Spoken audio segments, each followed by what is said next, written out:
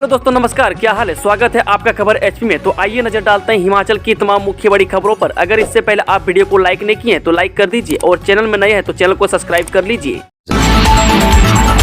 हिमाचली युवाओं को विदेशों में भी नौकरी दिलाएगी सरकार, सीएम सुक्खू ने अधिकारियों को दिए निर्देश। जहां मुख्यमंत्री सुखविंदर सुक्खू ने श्रम एवं रोजगार विभाग को हिमाचली युवाओं के लिए विदेशों में नौकरी के अवसर तलाशने के निर्देश दिए। उन्होंने नियोक्ताओं की सुविधा के लिए कुशल जनशक्ति से संबंधित पूर्ण डाटा डिजिटलाइज करने को कहा। मैं कहा कि इजराइल और स्कैंडिनेवियन देशों में मेडिकल और नर्सिंग स्टाफ की मांग बढ़ गई है। वह पर्यटन एवं स्थानीय लोगों की सुविधा के दृष्टिगत रोपवे स्थापित करने के लिए अतिरिक्त स्थल चिन्हित किए जाएं। वह सुक्खू ने कहा कि बिजली महादेव रोपवे निर्माण के लिए केंद्र और राज्य सरकार के बीच समझौता ज्ञापन पर हस्ताक्षर किए गए और यह परियोजना अनूठी होगी।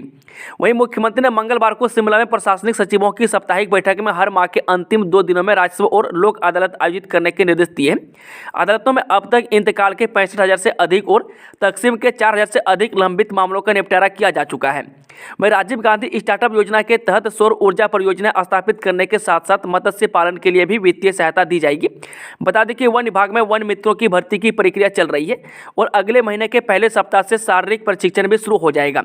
वहीं सुक्खू ने कहा कि स्वरोजगार को बढ़ावा देने के लिए राज्य सरकार ने 680 करोड़ रुपए की राजीव गांधी स्टार्टअप योजना शुरू की है। इसके पहले चरण में ई टैक्सी परमिट जारी करने के अलावा ई टैक्सी खरीदने पर 50% सब्सिडी दी जाएगी।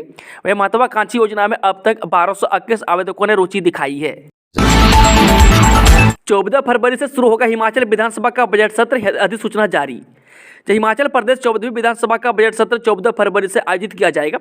इस संबंध में बुधवार को प्रदेश राज्य भवन की ओर से अधिसूचना जारी हो गई है। यह 14वीं विधानसभा का 5वां सत्र होगा। वह राज्यपाल की मंजूरी के बाद सत्र की तिथि जारी की गई है। डीए या एरियर क्या ऐलान करेंगे मुख्यमंत्री, यहां आज पहली बार होगा पूर्ण राज्यत्व दिवस समारोह। राज्य के सरकारी कर्मचारियों और पेंशनरों को 25 जनवरी के पूर्ण राज्यत्व दिवस के अवसर पर मुख्यमंत्री क्या देंगे।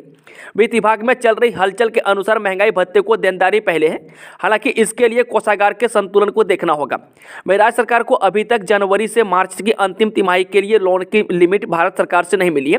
वहीं राज्य स्तरीय समारोह मंडी जिला के धर्मपुर विधानसभा क्षेत्र के डिग्री कॉलेज ग्राउंड में रखा गया है। यहाँ इस तरह का कार्यक्रम पहली बार हो रहा है। वहीं राज्य के कर्मचारियों और पेंशनरों का महंगाई भत्ता और वेतन आयोग एरियर अभी बकाया है। ऐसे में महंगाई भत्ते को लेकर यह कुछ घोषणा कर सकते हैं। बता दें कि हिमाचल सरकार में महंगाई भत्ते की 3 किस्तें बकाया हो गई हैं और केंद्र सरकार पहली जनवरी 2024 से अब 4थी किस्त देने वाली है। इस अवसर से पहले पेंशनर्स वेलफेयर एसोसिएशन ने भी मुख्यमंत्री को याद दिलाई है कि उन्होंने 2 माह पहले राज्य सचिवालय कर्मचारियों के शपथ समारोह में सचिवालय प्रांगण से कहा था कि 2 महीने में महंगाई भत्ते को लेकर वह विचार करेंगे। वह 3 किस्तों का 12% महंगाई भत्ता बकाया हो गया है, इसलिए मुख्यमंत्री जल्द इस बारे में निर्णय लें। अब देखना है कि 25 जनवरी को क्या घोषणा होती है। विदेश जाने वाले शिक्षकों का मांगा डाटा, शिक्षा विभाग के स्कूलों को निर्देश 2 दिन में करें रिपोर्ट। एक्सपोजर विजिट के लिए जिलों से किन शिक्षकों को भेजा जाएगा, इसके लिए शिक्षा विभाग ने सभी जिलों से 2 दिनों के भीतर डिटेल मांगी है। इसमें सभी स्कूलों के प्रिंसिपल और हेडमास्टरों को भी रिपोर्ट भेजी गई है। वह समग्र शिक्षा विभाग को शिक्षकों की सूची फाइनल करने के लिए कहा गया है। वह गौर रहे कि शिक्षा के क्षेत्र में बेहतर कार्य करने वाले 200 शिक्षकों को एक्सपोजर विजिट के दौरान सिंगापुर के अलग अलग स्कूलों में भेजा जा रहा है। वह पहली बार सरकार ऐसा प्रयोग करने जा रही है। वह आवेदनों के आधार पर प्रारंभिक और उच्च शिक्षा निदेशालय से 100 शिक्षकों का चयन किया जा रहा है। वहीं विदेश घूमकर आने वाले शिक्षकों का नए शैक्षणिक सत्र से स्कूल भी बदल जाएगा। वहीं आवेदन के दौरान ही शिक्षकों से यह लिखित में लिया जा रहा है कि इन्हें मुख्यमंत्री एक्सीलेंस स्कूलों में नियुक्ति में कोई आपत्ति नहीं होगी। वह शारीरिक शिक्षा शिक्षकों के मामले में अनुभव के 5 नंबर के अलावा ACR के भी 5 नंबर होंगे। वह शिक्षा विभाग के अधिकारियों ने बताया कि हर श्रेणी के शिक्षक को उसकी योग्यता के हिसाब से एक्सपोजर विजिट करवाया जाएगा। वह प्रिंसिपलों को प्रशासनिक प्रशिक्षण दिलाया जाएगा। वह कक्षावार शिक्षकों को अलग अलग स्कूलों में भेजा जाएगा। वह शिक्षा मंत्री ने बताया कि एक्सपोजर विजिट घूमने फिरने का मौका नहीं होगा। इस दौरान शिक्षकों को प्रदेश के सरकारी स्कूलों में पढ़ाई के तरीकों को बदलने के लिए निपुण किया जाएगा। प्राइवेट कोचिंग सेंटर के लिए अब नियम सख्त, केंद्र सरकार ने उठाए कठोर कदम, उल्लंघन पर जुर्माना। प्राइवेट कोचिंग सेंटर की मनमानी रोकने के लिए केंद्र सरकार ने सख्त कदम उठाए हैं। दरअसल छात्रों के भविष्य को देखते हुए केंद्र सरकार ने प्राइवेट कोचिंग संस्थानों को लेकर एक बेहद बड़ा फैसला लिया है। इसके तहत जो भी कोचिंग संस्थान प्रोफेशनल कोर्स की ट्रेनिंग देती है, अब उसे सरकार के अंतर्गत खुद को रजिस्टर करवाना होगा। रजिस्ट्रेशन एंड रेगुलेशन का कोचिंग सेंटर 2024 के तहत बनाई गई गाइडलाइंस को केंद्र सरकार द्वारा राज्यों और केंद्र शासित प्रदेशों के मुख्य सचिवों को भेज दिया गया है। ताकि वह उनसे लागू करवाएं।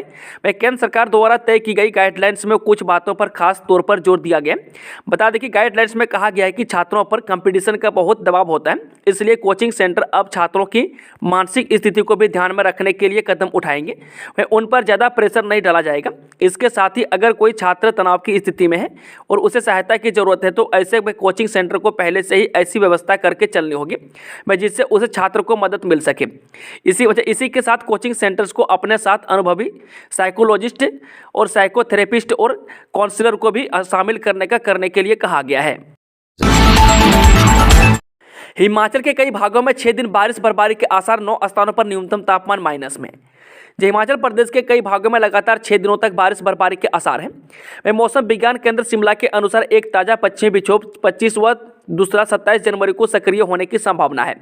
इसके प्रभाव से राज्य के मध्य व उच्च पर्वतीय जिलों किन्नौर, लाहौल स्पीति, शिमला, सोलन, सिरमौर, मंडी, कुल्लू और चंबा के कुछ क्षेत्रों में 25 और 30 जनवरी तक बारिश बर्फबारी का पूर्वानुमान है। हालांकि मैदानी भागों में मौसम साफ रहने के आसार हैं। उधर राज्य में ठंड का प्रकोप लगातार जारी है। वहीं 9 जगह न्यूनतम तापमान माइनस में दर्ज किया गया है। वहीं मंगलवार को राजधानी शिमला व आसपास भागों में हल्के बादल छाए रहने के साथ धूप भी खिली है। वहीं 25 से 27 जनवरी तक उच्च पर्वतीय कुछ क्षेत्रों में बारिश बर्फबारी हो सकती है, जबकि 28 से 30 तक मध्य व उच्च पर्वतीय कई क्षेत्रों में बारिश बर्फबारी का पूर्वानुमान है। वहीं 30 जनवरी को मैदानी भागों में भी बारिश हो सकती है। कुफरी ज्योति आलू का दाम 4200 रुपये प्रति क्विंटल मिलेगा। एलपीएस की बैठक में हुआ फैसला। एशिया की दूसरी बड़ी लाहौल पोटैटो सोसाइटी एलपीएस ने बुधवार को लाहौल के किसानों द्वारा पैदा किए गए बीज के आलू की फाइनल कीमत तय कर दी है। बता दें कि एलपीएस की बैठक में यह निर्णय लिया गया है। एलपीएस प्रबंधन समिति ने कुफरी ज्योति का 4200, कुफरी चंद्रमुखी, हिमानी, खाने के आलू व सांताना का रेट 3000 रुपये प्रति क्विंटल तय किया है। वहीं बी ग्रेड आलू की कीमत 1100 रुपये प्रति क्विंटल रहेगी। वहीं बता दें कि लाहौल के किसानों को अप्रैल के पहले सप्ताह से एलपीएस को दिए गए आलू की फाइनल पेमेंट मिलेगी। वहीं एलपीएस कृषि विभाग के साथ मिलकर किसानों को 800 बोरी कुफरी ज्योति के ब्रीडर, 800 ही बैग कुफरी ज्योति के F1 बीज मुहैया करवाएगी। वह आगामी मार्च अप्रैल में एलपीएस किसानों को 3000 बैग सांताना बीज भी उपलब्ध करवाएगी। मैं बता दें कि बीज आलू पर 25% सब्सिडी भी मिलेगी। घुमारवीं में खुलेगी हिमाचल की पहली स्पेस लैब, धर्मानी करेंगे उद्घाटन। राजकीय वरिष्ठ माध्यमिक छात्र पाठशाला घुमारवीं में खुलने वाली हिमाचल प्रदेश की पहली स्पेस लैब का उद्घाटन तकनीकी शिक्षा मंत्री राजेश धर्मानी 26 जनवरी को दोपहर 2 बजे करेंगे। इस स्पेस लैब में विद्यार्थी भारतीय अंतरिक्ष अनुसंधान संस्थान यानी कि इसरो के प्रोजेक्ट का ज्ञान प्राप्त कर सकेंगे। वहीं यूपी मॉडल को स्टडी कर जिला प्रशासन ने विद्यार्थियों की वैज्ञानिक सोच को प्रोत्साहित करने का प्रयास किया है। बता दें कि स्पेस लैब से विद्यार्थियों को अंतरिक्ष से जुड़ी तकनीक और विज्ञान का मनोवैज्ञानिक अध्ययन करने का मौका मिलेगा। इस लैब पर 10 लाख रुपये खर्च किए गए हैं। भविष्य निधि से संबंधित शिकायत है तो इस दिन करा सकेंगे समाधान। कर्मचारी भविष्य निधि संगठन क्षेत्रीय कार्यालय शिमला 29 जनवरी को हिमाचल प्रदेश के सभी जिलों में निधि आपके निकट जागरूकता एवं संपर्क अभियान का आयोजन करने जा रहे हैं। इस माह का कार्यक्रम EDLI योजना और इसकी विशेषताएं, EDLI पात्रता और लाभार्थियों की KYC और EPFO की सोशल मीडिया पर जागरूकता पर आधारित होगा। इस अभियान के तहत नियोक्ताओं और श्रमिकों की भविष्य निधि संबंधित शिकायतों व मामलों का भी मौके पर ही निपटारा किया जाएगा। राज्य के सभी जिलों में इस कार्यक्रम को विभिन्न स्थानों पर आयोजित किया जाएगा।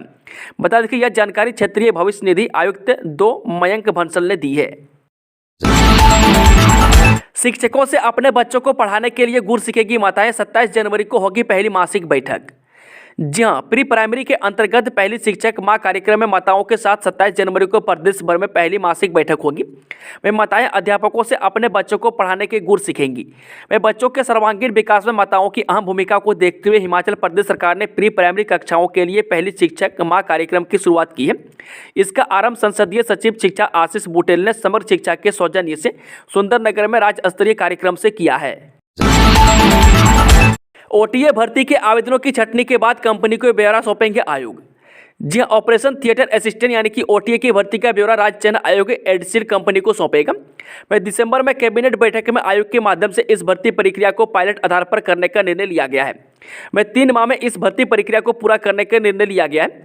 वह बुधवार को राज्य चयन आयोग कार्यालय हमीरपुर में मुख्य प्रशासक अधिकारियों के साथ बैठक करेंगे। इसमें तमाम पहलुओं पर चर्चा होगी। वह साथ ही अन्य भर्ती परीक्षाओं के परिणामों को लेकर के भी चर्चा हो सकती है। हिमाचल से उद्योगों का पलायन रोकने को 6% बिजली शुल्क घटाने की तैयारी। जो हिमाचल से उद्योगों का पलायन रोकने के लिए सरकार बिजली शुल्क में 6% तक कटौती कर सकती है। में सितंबर में उद्योगों के लिए बिजली शुल्क 11 से बढ़ाकर 19% कर दिया गया था। इसे कम कर 13% करने का प्रस्ताव है। वह वजह यह है कि जम्मू कश्मीर, पंजाब, हरियाणा और उत्तर प्रदेश में हिमाचल के मुकाबले उद्योगों को अधिक रियायतें दी जा रही है। वह विशेष तौर पर विद्युत ड्यूटी और GST रिटर्नों को लेकर बाहरी राज्य उद्योग को आकर्षित हो रहे हैं। वह सरकार का मानना है कि बिजली शुल्क में कटौती से उद्योगपति बाहरी राज्यों का रुख नहीं करेंगे। नाथपा गांव के मकान में लगी भीषण आग, 2 नेपाली युवकों की जलकर हुई दर्दनाक मौत। जी हाँ, मंगलवार देर शाम को एक मकान में आग लगने से 2 नेपाली मूल के व्यक्ति जिंदा जल गए। हालांकि आग लगने पर ग्रामीणों ने इकट्ठे होकर आग को काबू पाकर दोनों व्यक्तियों को बचाने की कोशिश की, परंतु आग इतनी तेजी से फैल चुकी थी कि घर के अंदर सोए हुए व्यक्तियों को बचा नहीं सके, जिससे उनकी मौत हो गई। 12,000 रुपये रिश्वत लेते जूनियर ड्राफ्ट्समैन रंगे हाथ गिरफ्तार, विजिलेंस टीम ने की कार्रवाई। जी फतेहपुर विधानसभा क्षेत्र के तहत आते उपमंडलीय भू संरक्षण कार्यालय फतेहपुर में कार्यरत एक आउटसोर्स कर्मी को विजिलेंस की टीम ने 12,000 रुपये की रिश्वत लेते हुए रंगे हाथ पकड़ा है। वह प्राप्त जानकारी के अनुसार एक व्यक्ति ने मंगलवार को विजिलेंस विभाग में शिकायत की थी कि उपमंडलीय भू संरक्षण कार्यालय फतेहपुर के बडूखर सेक्शन में कार्यरत outsource junior draughtsman Vinay Kumar 1,10,000 रुपये सब्सिडी के बदले 12,000 रुपये की रिश्वत की मांग कर रहा है। में शिकायत मिलते ही विजिलेंस ने ASP विजिलेंस बद्री सिंह के नेतृत्व में टीम का गठन किया तथा सुनियोजित तरीके से शिकायतकर्ता को पाउडर लगे नोट दिए। वह जैसे ही शिकायतकर्ता ने फतेहपुर में पहुंचकर कर्मी को पैसे दिए तो विजिलेंस की टीम ने उसे 12,000 रुपये की रिश्वत लेते हुए रंगे हाथ पकड़ लिया। इस संदर्भ में केस दर्ज करके उसे अरेस्ट करके आगामी कार्रवाई अमल में लाई जा रही है। वह इसकी पुष्टि ASP विजिलेंस बद्री सिंह ने की है। शिमला शहर का होगा कायाकल्प, अंडरग्राउंड होगी हवा में लटकी तारें, सुक्खू सरकार ने जारी किए 100 करोड़। जो हिमाचल प्रदेश की सुक्खू सरकार की ओर से शिमला शहर के बुनियादी ढांचे के विकास के लिए 100 करोड़ मंजूर हुए हैं। इससे शहर का कायाकल्प होगा।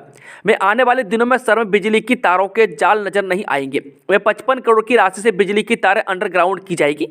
मुख्यमंत्री सुखविंदर सुक्खू ने पर्यटकों एवं स्थानीय लोगों की सुविधा के लिए शिमला शहर की अधोसंरचनाओं को सुदृढ़ करने तथा इसे विस्तार प्रदान करने की दृष्टि से 100 करोड़ रुपये स्वीकृत किए हैं। इन्होंने बुधवार को यह जानकारी दी। सचिवालय से प्रदेश तक पहुंचेगा संदेश, सड़क दुर्घटना होगी कम, बोले डिप्टी CM।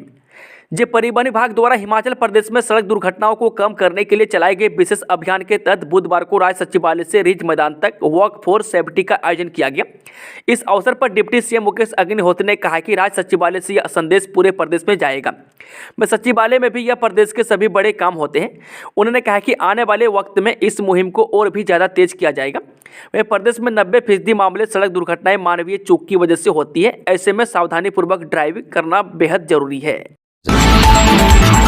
शिमला IGMC में ID से ट्रेस होगी मरीज की मेडिकल हिस्ट्री, पेशेंट के साथ तीमारदारों का काम भी आसान। हिमाचल प्रदेश के सबसे बड़े अस्पताल इंदिरा गांधी मेडिकल कॉलेज में अन्य अस्पतालों से रेफर होने वाले मरीजों के लिए राहत भरी खबर है। अब IGMC में जब कोई भी मरीज अन्य अस्पताल से रेफर होकर आएगा तो उसे बीमारी से जुड़े जानकारी देने की जरूरत नहीं पड़ेगी। बता दें कि अब अस्पताल में इलाज करवाने के लिए आने वाले मरीज की पर्ची में कॉमन ID कोड डालकर पंजीकरण नंबर दिया जाएगा। इस नंबर की मदद से मरीज की बीमारी की हिस्ट्री के बारे में आसानी से पता चल सकेगा। में अस्पताल प्रशासन ने पूरे प्रदेश का एक सेंट्रलाइज्ड सिस्टम शुरू कर दिया है। मंगलवार से अस्पताल में सेंट्रलाइज्ड सिस्टम के तहत ही मरीजों की पर्ची बनाई जा रही है। देश के टॉप 15 प्रदूषित शहरों में शामिल हुआ हिमाचल का यह शहर एयर क्वालिटी इंडेक्स के बेहद खराब। जो देश भर के टॉप 15 प्रदूषित शहरों में अब बद्दी शहर भी शामिल हो गया है। वह मंगलवार को बद्दी शहर का एयर क्वालिटी इंडेक्स 315 दर्ज किया गया है। यह रेड कैटेगरी में मापा जाता है और इसे स्वास्थ्य के लिए काफ़ी हानिकारक बताया गया है। वह बता दें कि प्रदूषण नियंत्रण बोर्ड ने ग्रीन, ऑरेंज और रेड 3 कैटेगरी में प्रदूषण का स्तर निर्धारित किया है। वह पिछले लंबे समय से औद्योगिक शहर बद्दी रेड कैटेगरी में चल रहा है। इससे सांस से संबंधित रोगियों की परेशानी बढ़ गई है। वह कुछ दिन पहले बद्दी देश के कुल 243 शहरों की सूची में सबसे ऊपर था। हालांकि अब प्रदूषण का स्तर थोड़ा कम हुआ है, लेकिन अभी भी खतरे के निशान पर चल रहा है। संगड़ा में कार हादसे के शिकार पूर्व सैनिक की गई जान। जिला सिरमौर के उपमंडल संगड़ा में बुधवार को एक दर्दनाक सड़क हादसा हुआ है। में हादसे में एक पूर्व सैनिक की मौत हो गई है। वह पुलिस ने जांच शुरू कर दी है। वह जानकारी के अनुसार बलदेव सिंह उम्र 44 वर्षीय निवासी बांदर भारतीय सेना के पूर्व सैनिक थे। वह अपने मामा के घर से तड़के नहान में पढ़ाई कर रहे अपने बच्चों से मिलने जा रहे थे। इसी बीच उनकी कार HP 16 9234 अंधेरी के जबडो के समीप हादसे का शिकार हो गई। वह हादसे की सूचना स्थानीय लोगों ने पुलिस को दी। इसके बाद पुलिस ने मौके पर पहुंचकर जांच शुरू कर दी है। बताया जा रहा है कि बलदेव सिंह अपने माता पिता के इकलौते बेटे थे। इस हादसे में इलाके में शोक की लहर तोड़ गई है। हादसे की पुष्टि थाना प्रभारी संगढ़ा ब्रिजलाल मेहता ने की है। उन्होंने बताया कि पुलिस जांच में जुटी हुई है। वहीं पोस्टमार्टम के बाद सब परिजनों को सौंपा जाएगा। विरोध के बावजूद एडमिनिस्ट्रेटिव ट्रिब्यूनल को फंक्शनल करने की तैयारी, चेयरमैन सहित सदस्यों की नियुक्ति प्रक्रिया तेज। हिमाचल के 2.5 लाख कर्मचारियों और हाईकोर्ट बार एसोसिएशन से जुड़े एक आम फैसले पर सुखविंदर सिंह सुक्खू तेजी से कदम उठा रही है। मैं कर्मचारियों और बार एसोसिएशन के विरोध के बावजूद हिमाचल प्रदेश में HP स्टेट एडमिनिस्ट्रेटिव ट्रिब्यूनल को फंक्शनल करने की तैयारी है।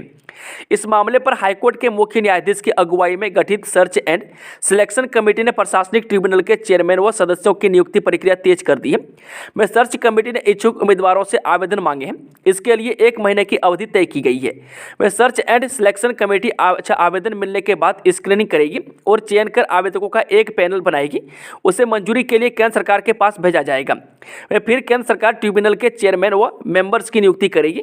वह ट्रिब्यूनल में 1 चेयरमैन व 3 मेंबर्स होंगे। वहीं आयोग के चेयरमैन हाईकोर्ट से जस्टिस होते हैं।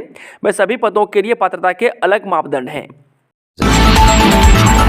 7743 पौंग बांध प्रभावितों को 62 साल बाद भी नहीं मिली जमीन, बैठक में हुआ मंथन।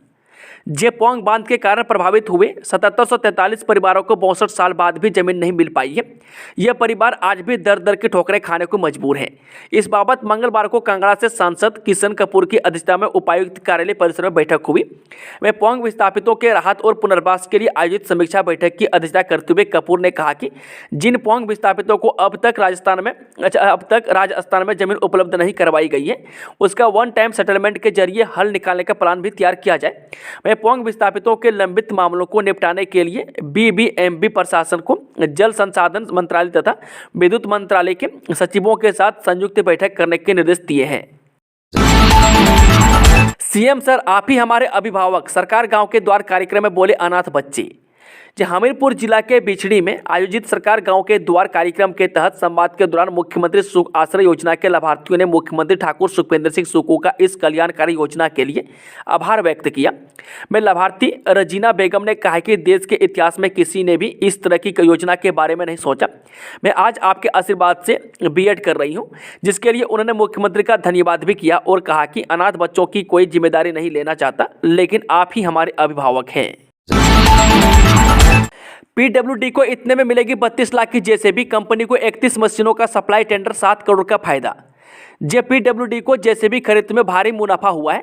विभाग अब राज्य सरकार के तय बजट में 31 और मशीनें खरीद पाएगा। विभाग को JCB खरीद में करीब 7 करोड़ 38 लाख का फायदा पहुंचा है। बता दें कि PWD ने गवर्नमेंट ई-मार्केट प्लेस यानी कि GEM पोर्टल पर JCB खरीद के टेंडर आमंत्रित किए थे। इसके लिए देश भर की नामी कंपनियों ने आवेदन और अपने रेट पोर्टल पर अपलोड कर दिए। इन आवेदनों में L1 लाइसेंस धारक JCB बनाने वाली कंपनी भी शामिल थी। विभाग और कंपनी के बीच हुई वार्ता के बाद JCB के दामों में कमी देखने को मिली है। दरअसल बाजार में JCB का रेट करीब 32 लाख रुपए चल रहा है, जबकि PWD को एक JCB 23 लाख रुपए मिली है और इस रेट पर विभाग को JCB कंपनी मशीनें उपलब्ध करवाएगी। JCB के अलावा कई अन्य कंपनियों ने भी टेंडर भरे थे, लेकिन सबसे कम रेट होने की वजह से सप्लाई का काम JCB कंपनी को मिला है। मार्च तक JCB की डिलीवरी शुरू हो जाएगी। गौरतलब है कि PWD ने GEM पोर्टल के माध्यम से 82 JCB खरीदने की तैयारी की थी। इसके लिए 26 करोड़ से ज्यादा का बजट निर्धारित किया गया था। अब विभाग को एक JCB में करीब 9 लाख रुपए की बचत हो रही है। ऐसे में विभाग की इसी बजट पर ज्यादा JCB खरीदने का प्लान बनाने में जुट गया है। मंदिरों को और सुंदर बनाएगी सरकार, अग्निहोत्री बोले शक्तिपीठों में ऑनलाइन पूजन दर्शन पर किया जा रहा है काम। उप मुख्यमंत्री मुकेश अग्निहोत्री द्वारा मंगलवार को शिमला में अपने कार्यालय कक्ष में भाषा एवं संस्कृति विभाग के उच्च अधिकारियों के साथ एक बैठक की। इसमें प्रदेश में विभिन्न शक्तिपीठों तथा सरकार द्वारा नियंत्रित अन्य मंदिरों में श्रद्धालुओं हेतु सुविधाओं को और बेहतर करने के बारे में व्यापक विचार विमर्श किया गया। बता दें कि उप मुख्यमंत्री ने कहा कि हिमाचल में स्थित सभी प्रसिद्ध शक्तिपीठों तथा अन्य मंदिरों की वैभवता को बनाए रखने के लिए व्यापक कार्य योजना विभाग तैयार कर रहा है। इसके अंतर्गत सभी मुख्य मंदिरों के विस्तारीकरण व जीर्णोद्धार के कार्य में और तेजी लाई जाएगी। मैं सभी मंदिरों में ऑनलाइन पूजन व दर्शन की सुविधा तथा आरती का लाइव प्रसारण, ऑनलाइन दान की सुविधा, लंगर हेतु ऑनलाइन बुकिंग इत्यादि की सुविधाएं देने की व्यवस्था की जा रही है। इसके अतिरिक्त मंदिरों की आय व्यय का ब्यौरा भी सार्वजनिक करने का निर्णय लिया गया है। फोरलेन पर खिसकते पहाड़ों को मजबूत करेगा NHAI, राष्ट्रीय स्तर पर मंथन के बाद खोजा समाधान। ये फोरलेन पर भविष्य में आपदा का असर रोकने को NHAI ने व्यापक स्तर पर काम छेड़ दिया है। वह पहाड़ों से खिसकती चट्टानों को बांधने में NHAI ने एक बड़ा समझौता SJVN के साथ किया है। मैं जब सुरंग बनाने समेत पहाड़ खोदकर नेशनल हाईवे निकालने के सभी प्रोजेक्ट तालमेल से पूरे होंगे। मैं गौरतलब है कि बरसात के दौरान प्रदेश में भयानक आपदा पेश आई थी और इस वजह से किरतपुर से मनाली नेशनल हाईवे को सबसे ज़्यादा नुकसान पहुंचा था। वह मंडी और कुल्लू के बीच के कई हिस्से बाढ़ से या तबाह हो गए थे, जबकि कुछ जगहों पर भारी भरकम चट्टानों के खिसकने से NH ठप रहा। मैं आलम यह है कि मंडी में NH को दोबारा से जोड़ने के लिए 6 और 7 मील में सुरंग बनाने की जरूरत पड़ रही है। मैं केंद्र सरकार की मंजूरी के बाद यहां करीब 2 किलोमीटर लंबी सुरंग का निर्माण किया जा रहा है, जबकि प्रदेश के दूसरे हिस्सों में बनाए जा रहे फोरलेन पर भी आगामी बरसात के खतरे को देखते हुए NHAI ने अभी से कदम उठाने शुरू कर दिए। न सिर्फ हिमाचल बल्कि राष्ट्रीय स्तर पर भी प्रदेश के दरकते पहाड़ों को बचाने के लिए NHAI आपदा के बाद से लगातार मंथन कर रही है। इसी क्रम में अब SJVN के साथ समझौता हुआ है।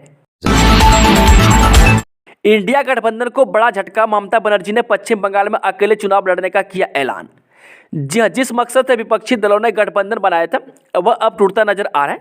वह पश्चिम बंगाल में इंडिया गठबंधन को जबरदस्त झटका लगा है और मुख्यमंत्री ममता बनर्जी ने अकेला चलो का नारा देकर अपने दम पर लोकसभा चुनाव लड़ने का ऐलान कर दिया है। वह ममता बनर्जी का कहना है कि कांग्रेस ने उनकी बात नहीं मानी, इसलिए उनकी पार्टी ने पश्चिम बंगाल में अकेले ही चुनाव लड़ने का फैसला लिया है। वह ममता का कहना है कि उनकी पार्टी अकेले भी यहां भाजपा को हरा सकती है। वह ममता बनर्जी ने कहा कि कांग्रेस के साथ मेरी कोई चर्चा नहीं हुई है। मैंने हमेशा कहा है कि बंगाल में हम अकेले चुनाव लड़ेंगे। मुझे इस बात की कोई चिंता नहीं है कि देश में क्या किया जाएगा, लेकिन हम एक धर्मनिरपेक्ष पार्टी हैं और बंगाल में है हम अकेले ही भाजपा को हरा देंगे। मैं इंडिया गठबंधन का हिस्सा हूं। सीएम सुक्खू ने बड़सर को दी करोड़ों की सौगात, 4 विकास परियोजनाओं के लोकार्पण व शिलान्यास। जब मुख्यमंत्री ठाकुर सुखविंदर सुक्खू ने हमीरपुर जिला की बड़सर विधानसभा क्षेत्र के लिए 150 करोड़ रुपए की 4 विकास परियोजनाओं के शिलान्यास एवं उद्घाटन किए। उन्होंने सतलुज नदी से बड़सर के लिए बनी विभिन्न परियोजनाओं का सुदृढ़ीकरण करने के लिए 138 करोड़ रुपए के कार्यों की आधारशिला रखी। इसके साथ ही 7 करोड़ रुपए की लागत से सुक्कर खड्ड पर बने पुल, 3 करोड़ 32 लाख रुपए की लागत से बड़सर में स्वास्थ्य विभाग के आवासीय भवन तथा 1 करोड़ 36 लाख रुपए की लागत से निर्मित ADA कार्यालय भवन का लोकार्पण किया। कुल्लू के मनाली में अग्निकांड, हिडिंबा मंदिर के पास 10 खोखे जलकर राख। कुल्लू जिला के मनाली में माता हिडिंबा मंदिर के समीप आग लगने से 10 अस्थायी खोखे जलकर राख हो गए। मैं जानकारी के अनुसार बता दें कि बुधवार सुबह आग लगने से ढूंगरी गांव में अफरा तफरी मच गई। वे लोगों ने आग लगने की सूचना अग्निशमन विभाग को दी। मैं सूचना मिलते ही अग्निशमन विभाग की टीम मौके पर पहुंची और आग पर काबू पाया, लेकिन तब तक खोखे तथा उनमें रखा सामान आग की भेंट चढ़ चुका था। मैं आग लगने से करीब 4 लाख रुपए का नुकसान हुआ है और अन्य कोई जानी नुकसान नहीं हुई है। नाबालिग लड़की से दुराचार के दोषी को 10 वर्ष कठोर कारावास व 50,000 रुपये जुर्माने की सजा। जिला एवं सत्र न्यायाधीश जिला बिलासपुर चिराग आबू सिंह की अदालत ने बुधवार को नाबालिग लड़की से दुराचार के आरोपी सागर वर्मा पुत्र अवतार सिंह गांव झिड़िया तहसील श्री नैना देवी जिला बिलासपुर को दोषी करार देते हुए पॉक्सो एक्ट की धारा 4 के तहत 10 साल का कठोर कारावास व 50,000 रुपये जुर्माना अदा करने की सजा सुनाई है। बता दें कि जुर्माना न अदा करने की सूरत में अपराधी को 1 वर्ष का अतिरिक्त कारावास भुगतना होगा। मैं दोषी को पीड़िता को भी 50,000 रुपये मुआवजे के तौर पर देना होंगे। दोस्तों, खबरों का सिलसिला अभी खत्म होता है। जानकारी पसंद आई तो वीडियो को लाइक करें और ताज़ा समाचार का अपडेट पाने के लिए हमारे टेलीग्राम चैनल को जरूर ज्वाइन करें, जिसका लिंक डिस्क्रिप्शन में दिया हुआ है, या फिर सर्च करें खबर HP। धन्यवाद।